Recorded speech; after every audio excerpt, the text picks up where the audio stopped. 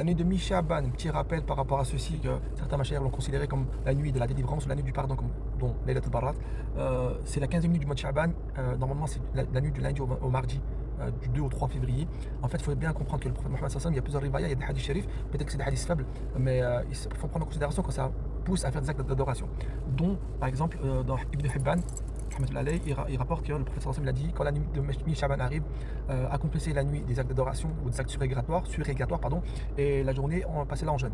Et comme la nuit vient avant le jour, dans le calendrier musulman, c'est-à-dire que si le 15e jour c'est mardi 3, donc la nuit c'est la veille, donc c'est la nuit du 2 au 3.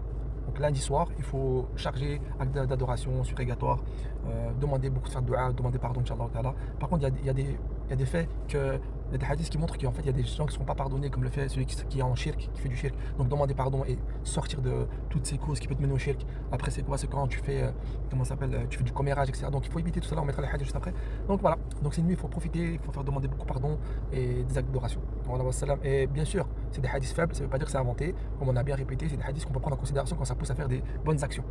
Et ceux qui vous disent non, il ne faut rien faire, c'est haram, c'est bida, c'est juste un avis minoritaire, l'avis majoritaire des savants, comme des grands mashayikh, l'imam Shafi'i, rahmatullahi alayhi, l'imam Nawawi, etc., disent qu'il est considéré, il est même souhaité, comment ça s'appelle, consolidé par l'avis des mashayikh de pousser les musulmans à faire des actes d'adoration à ce niveau-là. Voilà, wassalam, salam.